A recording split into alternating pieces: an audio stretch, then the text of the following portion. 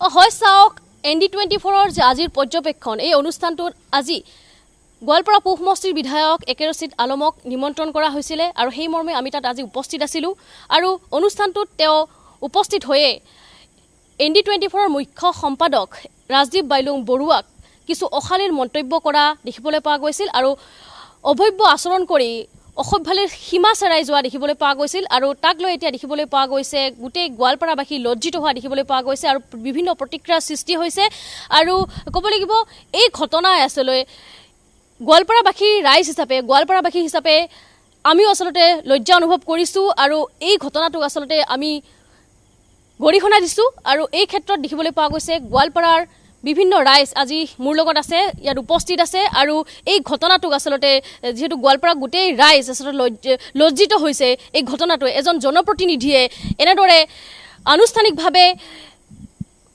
অসাংবিধানিক যি মন্তব্য কৰি এনেদৰে অভব্য আচৰণ কৰি সমগ্ৰ আচলতে অসভ্য সীমা চেৰাই যোৱা দেখিবলৈ পোৱা গৈছিল আৰু প্ৰতিক্ৰিয়া মই ল'ম কিয়নো এই ঘটনাটোৰ পিছতে আচলতে প্ৰতিক্ৰিয়া সৃষ্টি হৈছে ইয়াত কিছু লোক আছে গোৱালপাৰাবাসী ৰাইজ আছে তেওঁলোকৰ পৰা আমি প্ৰতিক্ৰিয়া ল'বলৈ চেষ্টা কৰিম যে এই ঘটনা যি আজিৰ পৰ্যবেক্ষণ ND24 অনুষ্ঠান এই অনুষ্ঠানটোত আজি ND24 মুখ্য সম্পাদক ৰাজদীপ বাইলুং বৰুৱা তেওঁ আছিলে আৰু তেওঁ যিহেতু পৰিচালনা কৰিছিলে গোটেই অনুষ্ঠানটো তাত গোৱালপাৰা পূব সমষ্টিৰ বিধায়ক একে ৰচিদ আলমে আচলতে কেনেধৰণৰ অসভ্য আচৰণ কৰিছে ইতিমধ্যে আপোনালোকে বাতৰিত দেখিছে এই ক্ষেত্ৰত গোৱালপাৰাবাসী ৰাইজ লগতে যেহেতু বিজেপি দলৰ লগত আপুনি বিজেপি দলৰ লগত জড়িত দলৰ কৰ্মকৰ্তা তো সেই হিচাপে এই ঘটনাটোক কি ক'ব আসলতে আমি অনুষ্ঠানটো চাইছোঁ তেতিয়া সন্তেক সময় পূৰ্বে কিন্তু আমাৰ যিজন ৰজা স্বয়ম্ভূ ৰজা তেওঁক আমি MLA বুলি ক'ব আমাৰ লাজ লাগে আমি লাজ পাইছোঁ কেলে এজন গণতন্ত্ৰ চতুৰ্থ স্তম্ভৰ সাংবাদিক এগৰাকীক তেনেকৈ ব্যৱহাৰ কৰাটো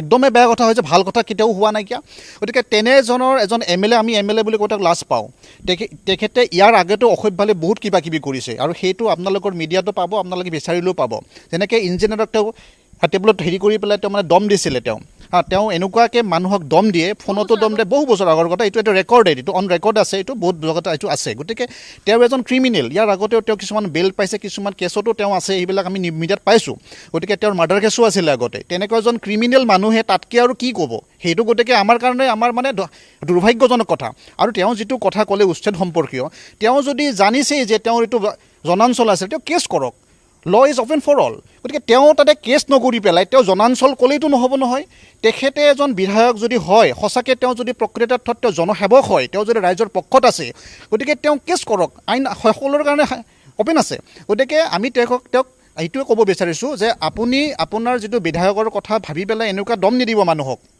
বিশেষকৈ সাংবাদিকসকলে আমাৰ যিবিলাক নিউজ প্ৰচাৰ কৰি আছে তেওঁলোকক ষ্টুডিঅ'ত সেনেকৈ দম দিয়াটো ঠিক হোৱা নাই গতিকে আমি তেখেতক সকীয়াই দিছোঁ পৰৱৰ্তী সময়ত আপোনাৰ কিবা ক'ব লগা আছে গোৱালপাৰাৰ প্ৰতিনিধি হিচাপে যিহেতু গোৱালপাৰাৰ নামটো জড়িত হৈ আছে ইয়াতে গতিকে আপোনাক আমি সকীয়াই দিছোঁ নেক্সট টাইম এনেকুৱা কথা আপুনি আচৰণ নকৰে যেহেতু বনাঞ্চল যি মুখ্য সম্পাদকগৰাকীয়ে অনুষ্ঠানটোত বনাঞ্চল বুলি কৈছিল আৰু বনাঞ্চল বুলি কোৱাৰ লগে লগে আচলতে তেওঁ জাঙুৰ খাই উঠিছিল বনাঞ্চল নহয় সেইখন এখন জনাঞ্চল বুলি তেওঁ বাৰম্বাৰ কৈছিলে আৰু এই ক্ষেত্ৰত যিহেতু বনাঞ্চল বুলি কোৱাৰ লগে লগে জাঙুৰ খাই উঠিছিল তেওঁ এই ক্ষেত্ৰত কি ক'ব যিহেতু সেইটো কাৰণ হ'ব নোৱাৰে চাওক আজি আমি যেতিয়া নিউজখন পালোঁ এজন গোৱালপাৰাবাসী হিচাপে প্ৰথমতে আমি লজ্জা অনুভৱ কৰিছোঁ যে এজন বিধায়কৰ এনেকুৱা ধৰণৰ মন্তব্য কেতিয়াও গৰিহণাৰ যোগ্য মানে নহয় এক গৰিহণাৰ যোগ্য কাৰণ বিধায়কে অকল আজিয়ে নহয় তেওঁ যি ধৰণে ND24 মুখ্য সম্পাদক ৰাজদীপ বাইলুং বৰুৱা ডাঙৰীয়াক আজি অশালীন মন্তব্য কৰি পেলাই অসমত সেৱা প্ৰতিপন্ন কৰিলে আমি এজন গোৱালপাৰাবাসী হিচাপে আমি লজ্জিত অনুভৱ কৰিছোঁ বিধায়ক এজনে তেওঁৰ যি ক'বলগীয়া আছে ক'ব পাৰে কিন্তু টক শ্ব' এখনত মাতিছে তেওঁ ক'ব নোৱাৰিলেতো উঠি যাব পাৰিলে কিন্তু এজন মুখ্য সম্পাদকক এনেদৰে যি ধৰণে আচৰণ তেওঁ উচ্চ শব্দৰে ব্যৱহাৰ কৰি তেওঁক যি ধৰণে অসমৰ ৰাইজৰ আগত যি ধৰণে এজন বিধায়কৰ প্ৰতিচ্ছবি দাঙি ধৰিলে এক লজ্জাজনক কথা আমি গোৱালপাৰাবাসী হিচাপে সঁচাই লজ্জা অনুভৱ কৰিছোঁ আমি আশাবাদী যে বিধায়ক এজনে জনপ্ৰতিনিধি হয় তেওঁ অকল বিধায়ক নহয় গোৱালপাৰাৰ সকলো পূব সমষ্টিৰ ৰাইজ ইয়াতে জড়িত হৈ আছে অসমত আজি মানুহে হাঁহি আছে যে বিধায়ক এজনৰ এনেকুৱা ভাষা হ'ব পাৰে নেকি উচ্চ শব্দ এনেকুৱা লাগিছে যে তেওঁ কোনোবা এখন সভাত এনেধৰণৰ কথা ক'ব পাৰিছে তো আমি লজ্জা অনুভৱ কৰিছোঁ আৰু গৰিহণা দিছোঁ যে বিধায়ক এজনে কেতিয়াও এনেধৰণৰ আচৰণ বা শব্দ প্ৰয়োগ কৰিব নালাগে যাক আমি চতুৰ্থ স্তম্ভ বুলি ভাবোঁ সাংবাদিক হৈছে ৰাইজৰ সেৱাৰ কাৰণে ৰাইজৰ যি ধৰণৰ সমস্যাখিনি ৰাইজৰ মাজত প্ৰতিবেদন হিচাপে দাঙি ধৰাৰ দায়িত্ব হৈছে সাংবাদিক এজনৰ। তো সাংবাদিক এনেধৰণৰ কথা বাৰ্তা যিধৰণে অশালীন মন্তব্য কৰি আজি ব্যৱহাৰ কৰিলে ইয়াক আমি গৰিহণা দিছোঁ, ধিক্কাৰ জনাইছোঁ। হয়, আৰু লোক আছে তেওঁলোকৰ পৰা মন্তব্য ল'বলৈ চেষ্টা কৰিম, এফালৰ পৰা তেওঁলোকৰ মন্তব্য ল'বলৈ চেষ্টা কৰিম, যিহেতু এই ঘটনা গোটেই গোৱালপাৰাবাসীতে লজ্জনিত কৰিছে। আৰু আমি ক'ব লাগিব, যিহেতু এই ঘটনাটোত আমি যিহেতু তাত উপস্থিত আছিলোঁ, যিসমূহ তেওঁ আচৰণ কৰিলে বা মন্তব্য কৰিলে সঁচাকৈ দুৰ্ভাগ্যজনক। সেয়া আচলতে হ'ব নালাগিছিল। এই এটা যি টেলিভিশ্যন কিবা হয়, চাওক, এইটো সঁচাকৈ দুৰ্ভাগ্যজনক, কাৰণ আমি জনপ্ৰতিনিধিৰ বহুত আশা কৰোঁ, আৰু আমি বহুত আশা কৰি পেলাই আচলতে জনপ্ৰতিনিধিবোৰ নিৰ্বাচিত কৰি পঠিয়াই দিওঁ। আৰু যিহেতু পূব সমষ্টিৰ ময়ো এজন ভোটাৰ, তো আমি যি 2 লাখ মানুহে ভোট দি পেলাই তেওঁক জিকাই পঠিয়াইছিলোঁ, সেই 2 লাখ ভোটাৰৰ মান সন্মানটো তেওঁলোকৰ জড়িত হৈ থাকে। গতিকে তেওঁ যিকোনো মন্তব্য দিয়াৰ কাৰণে ভাবিব লাগে যে মই কি কথা ক'ব গৈ আছোঁ। আৰু ৰাজদীপ বাইলং বৰুৱাৰ দৰে এজন মুখ্য সাংবাদিকক বা মূল ডাঙৰ এজন সাংবাদিকক, যিজনে এনেকৈ তেওঁ এটা চেনেলৰ প্ৰতিনিধিত্ব কৰে, সেই সাংবাদিকক অন কেমেৰাত গোটেই ভাৰতবৰ্ষৰ গোটেই অসমৰ মানুহে চাই থকা অৱস্থাত যিধৰণে এটা মিছবিহেভ কৰিছে, সেইটো খুবেই দুৰ্ভাগ্যজনক। তো গোৱালপাৰাবাসী হিচাপে আমি দুৰ্ভাগ্যজনক এইটো বুলি ভাবিছোঁ। আৰু লগতে মই তেওঁক অনুৰোধ জনাম যে ভৱিষ্যতে যদি তেনেকুৱা ধৰণৰ কিবা তেওঁ কি কৰে মিডিয়াৰ আগত বা তেনেকুৱা মন্তব্য আগবঢ়ায়, যাতে এই গোৱালপাৰা ৰাইজৰ ভাবি পেলাই অন্ততঃ এবাৰ যাতে কথাটো ভাবি পেলাই যাতে মন্তব্যবোৰ আগবঢ়ায়। কাৰণ অন কেমেৰা এনেকুৱা ধৰণৰ ব্যৱহাৰটোৱে তেওঁৰ সকলো সন্মানটো নাযায়, তেওঁলোকে গোৱালপাৰা পূব সমষ্টিৰ লগতে গোটেই জিলাখনতো সন্মানটো কিন্তু লাঘৱ হৈ যায়। গতিকে এই ক্ষেত্ৰত আচলতে তেওঁৰ যিটো ব্যৱহাৰ সেইটো খুবেই গৰিহণাযোগ্য। 2 নম্বৰ কথা হৈছে, আপোনালোকে যিটো মন্তব্যক লৈ পেলাই তেওঁ খং উঠিছিলে যে পাইকানটো বনাঞ্চল নে জনাঞ্চল, তেওঁ অনুমান কৰা উচিত যে আচলতে পাইকানটো বনাঞ্চলেই হয়। আৰু পাইকান বুলি নহয়, যদি কোনোবাই এইটো বনাঞ্চল নহয় বুলি কয়, তেতিয়াহ'লে সি গোৱালপাৰা ইতিহাস নাজানিব লাগিব। কাৰণ গোৱালপাৰাৰ বিষয়ে নজনা ব্যক্তিহে এইবিলাক জনাঞ্চল বুলি ক'ব। কাৰণ যিবোৰ ব্যক্তিয়ে কিছুদিন আগতে আহি পেলাই বনাঞ্চলটো ধ্বংস কৰি জনাঞ্চল কৰিছে, তেওঁলোকেতো বনাঞ্চল বুলি নকোৱাটো স্বাভাৱিক কথা, কাৰণ তেওঁলোকে দখল কৰিছে। আৰু এটা কথা মনত ৰাখক, আজিৰ পৰা 10 বছৰ পূৰ্বেই কিন্তু যোৱা 15টা টাৰ্মছ কিন্তু তেওঁলোকে কংগ্ৰেছত ৰাজত্ব কৰিছিলে। তো কংগ্ৰেছৰ শাসনকালত তেওঁলোকে সেই মানুহখিনিৰ কথা যদি আজি ভাবিছে, তেতিয়া 15 বছৰত কিয় ভবা নাছিলে? তেওঁলোকে তেতিয়া অনুমান কৰিব পৰা নাছিল যে এইখিনি মানুহক আনি পেলাই যে আমি বহাইছোঁ, এইখিনি মানুহ সংস্থাপনৰ ব্যৱস্থা বা পুনৰ সংস্থাপনৰ বা বাসস্থানৰ ব্যৱস্থা কৰিব লাগে, আজি অনুভৱ কৰিছে তেওঁলোকে। আজি 9-10টা বছৰ বিজেপিৰ কাৰ্যকালৰ ফালৰ পৰা যিখিনি মানুহে হাৰাশাস্তি পোৱা বুলি তেওঁলোকে আমাক মানে কি কৰাই আছে, দোষী সাব্যস্ত কৰি আছে। যোৱা 15টা বছৰত আৰু তাৰ আগত যে 60টা বছৰ কংগ্ৰেছে গোটেই ভাৰতবৰ্ষখন ৰাজত্ব কৰিছিলে, তেতিয়া তেওঁলোকৰ অনুভৱ হোৱা নাছিল যে এই মানুহখিনি আমি সুৰক্ষা দিব লাগে, এই মানুহখিনি সংস্থান দিব লাগে। আজি অনুভৱ হৈছে নে তেওঁলোকে? এইটোৰ কাৰণে গম পোৱা যায় যে তেওঁলোকৰ এই বনাঞ্চল বুলি কওঁতে তেওঁলোকৰ খংটো এইকাৰণে উঠে, কাৰণ তেওঁলোকে ধ্বংস কৰিছে নে বনাঞ্চলটো। আজি বনাঞ্চলটো ধ্বংস কৰাৰ বাবে অকল পাইকান বুলিয়ে নহয়, গোৱালপাৰা জিলাত যিমানবোৰ বনাঞ্চল তেওঁলোকে ধ্বংস কৰি পেলাই জনাঞ্চল কৰিছে, তাত এই কংগ্ৰেছী বিধায়কসকল জড়িত হয়নে নহয়? কাৰণ কংগ্ৰেছী বিধায়কসকলে জড়িতভাৱে আজিকালি তেওঁলোকে বনাঞ্চলটো ধ্বংস কৰি পেলাই জনাঞ্চল বুলি কৰাৰ কাৰণে যেতিয়া আমি বনাঞ্চল বুলি কোনোবাই কৈ দিয়ে, তেতিয়া খংটো স্বাভাৱিক কথা। আজি যাৰ প্ৰতিক্ৰিয়াটো এই আমাৰ ৰাজদীপ ডাঙৰীয়াৰ হৈছিলে। তো এইটোৱে প্ৰমাণ কৰে যে কংগ্ৰেছৰ সময়ত যি 15 বছৰ তেওঁলোকে কিটো কাৰেকশ্যন এই মানুহখিনি সংস্থানৰ ব্যৱস্থা নকৰিলে, যাৰ ফলত প্ৰতিশ্ৰুতি আজি সেই কথাখনৰ তেওঁলোকৰ দোষটো আজি ওলাই আহিবৰ কাৰণে আচলতে খংটো উঠিলে। আৰু অকল একেবাৰে ডাঙৰীয়াই নহয়, কংগ্ৰেছৰ কালচাৰেই সেইটো। আপুনি এজন বিধায়ক দেখাই দিব পাৰিবনে যিজন বিধায়কে কংগ্ৰেছৰ কালচাৰৰ পৰা আপোনালোক অন কেমেৰাত হওক বা কোনো বিধায়ক বা কিছুদিন আগতে চাওক আপোনালোকে কেনেধৰণে ব্যৱহাৰ কৰিছে। তো প্ৰায়ভাগ কংগ্ৰেছৰ কালচাৰে এনেকুৱা, কিন্তু অকল একেবাৰে ডাঙৰীয়াকৈ কৰিলে আপোনাৰ কালচাৰটো যেতিয়া তেনেকুৱা, তো চবেইতো সেনেকুৱাই বিহেভ কৰে না। গতিকে আচলতে এই কালচাৰ যিটো থাকে, আচলতে তেওঁলোকক ট্ৰেইনিং কৰাব লাগে। আমাৰ বিজেপিত যেনেকৈ ট্ৰেইনিং কৰায়, মানুহবোৰ কথা বাৰ্তা কেনেকৈ দিব লাগে, কেনেকৈ ভাষা দিব লাগে, বা মানুহৰ সৰু ডাঙৰ কেনেকৈ কথা পাতিব লাগে, এই কালচাৰটো আছে বিজেপিত থাকে। যাৰ কাৰণে বিজেপিৰ প্ৰত্যেকজন কাৰ্যকৰ্তাই কিন্তু এই ভাষাটো শিকে, ব্যৱহাৰটো শিকে। কিন্তু বিজেপিত বাদে কংগ্ৰেছতো এনেকুৱা ব্যৱহাৰ নাই নহয়, বা সেনেকুৱা শিক্ষা নহয়। কংগ্ৰেছ যাকে তাকে তেওঁলোকে চাবচোন, যিমানবোৰ তেওঁলোকৰ প্ৰতিনিধি আহে প্ৰায়ভাগেৰ কিন্তু পিছত কিবা নহয় কিবা এটা বেক ৰেকৰ্ড থাকে। তো এই ৰেকৰ্ডটো থকাৰ বাবে আচলতে তেওঁ ব্যৱহাৰটো তেনেকৈ অট'মেটিক হৈ যায়। তেওঁলোক বেয়া পাব কি আপোনালোকে? গতিকে তেওঁলোক গৰিহণা দিওঁ একো লাভ নাই। আমি আগতে কিমান গৰিহণা দিছোঁ কওক? কেতিয়াবা লাজ পাইছেনে? কেতিয়াবা চেঞ্জ হৈছেনে? কোনোদিন হোৱা নাই। আৰু নহয়ও, কালচাৰ যেতিয়া চেঞ্জ নহয় আপোনাৰ তাৰ পৰা কি আশা কৰিব?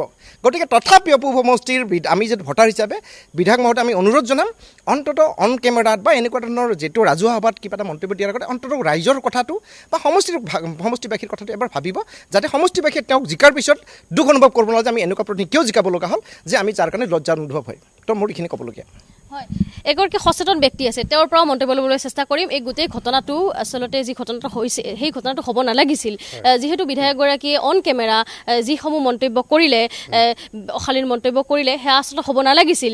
আৰু এই ঘটনাটো আমি সকলোৱে লজ্জিত হৈছোঁ। ইতিমধ্যে সকলোৱে কৈছে যে আমি সকলোৱে গোৱালপাৰাবাসী ৰাইজ হিচাপে লজ্জিত হৈছোঁ। এই ঘটনাটো বা এনেধৰণৰ ঘটনা হ'ব নালাগিছিল, কিয়নো তেওঁৰ যদি কিবা প্ৰশ্ন আছিলে সেয়া চৰকাৰলৈ আছিল, কিন্তু তেওঁ এগৰাকী সাংবাদিকক এনেদৰে তৰ্ক বিতৰ্ক কৰাটো কোনো যুক্তিকৰ আচলতে নাছিলে। হয়, মানে আজি ND24ত টকছত যিটো কাহিনী হ'ল সেইটোৰ কাৰণে মই গোৱালপাৰীয়া এজন জ্যেষ্ঠ নাগৰিক হিচাপে পোনপ্ৰথমতে ND24ৰ জ্যেষ্ঠ সাংবাদিক বাইলুং বৰুৱাক মই ক্ষমা প্ৰাৰ্থনা বিচাৰিছোঁ। মই আমাৰ ফালৰ পৰা ক্ষমা বিচাৰিছোঁ। গোৱালপাৰীয়াবাসী হিচাপে আমি বৰ লাজ পাইছোঁ, লজ্জিত হৈছোঁ যে এজন জনপ্ৰতিনিধিয়ে এনেকুৱা এটা অবৈধ আচৰণ, অসাংবিধানিক কিছুমান কথা কৈ আমাক যি লজ্জানত কৰিলে তাক কোনো ভাষাৰে আমি বুজাব নোৱাৰোঁ। তেওঁ গৰিহণাৰ যোগ্য, তেওঁ মানে জনপ্ৰতিনিধি হোৱাৰ কোনো যোগ্যতা তেওঁৰ নাই। কিবা কাৰণ ভগৱানে বোধহয় তেওঁক চাইছিলে, 2টা টাৰ্মছ 5-10 বছৰ তেওঁ এই আমাৰ গোৱালপাৰা পূব সমষ্টিৰ খুব দয়ালু মানুহখিনিৰ মাজত থাকি তেওঁ এই জনপ্ৰতিনিধি হৈ তেওঁৰ ভাগ্যৰ জোৰত আছে।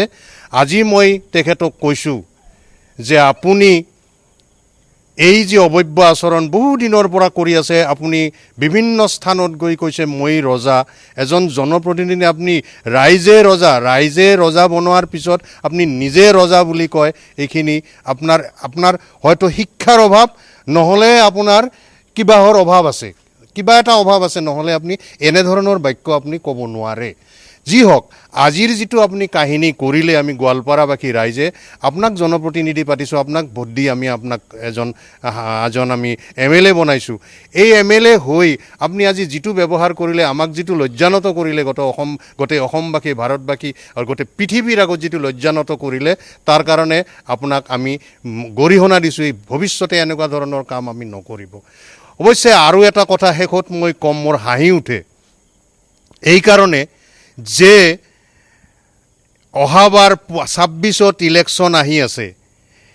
এই যে মাইনৰিটি মানুহবিলাকক ঠগি যি 10 বছৰে ৰাজনীতি কৰিলে, অহা 26ত জীৱনৰ কাৰণে আপোনাৰ সান্দ খোৱা বালি তল যাব, কোনো বাটৰ কুকুৰ মেকুৰীও আপোনাক চিনি নোপোৱা হ'ব। মই এইটোৱে ক'লোঁ।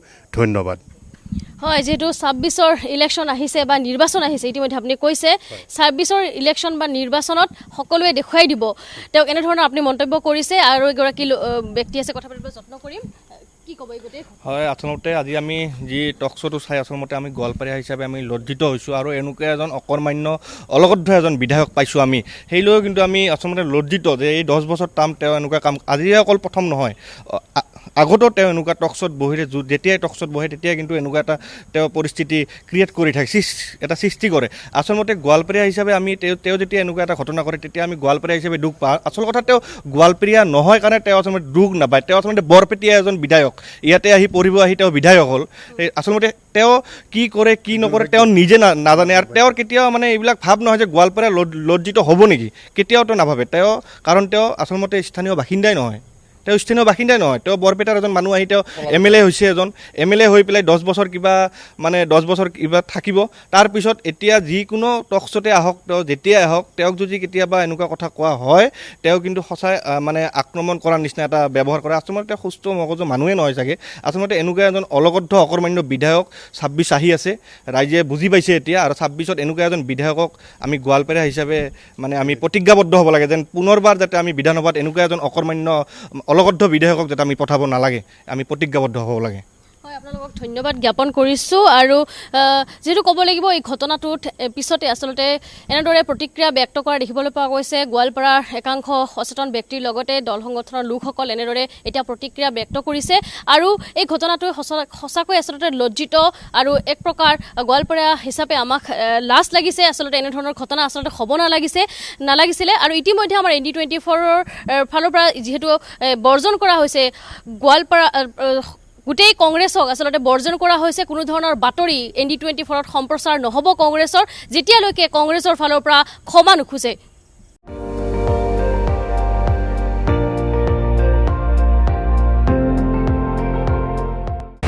আপুনি চাই আছে ND24, সৰ্বশ্ৰেষ্ঠ নহয়, সৰ্বোত্তমৰ দৌৰ।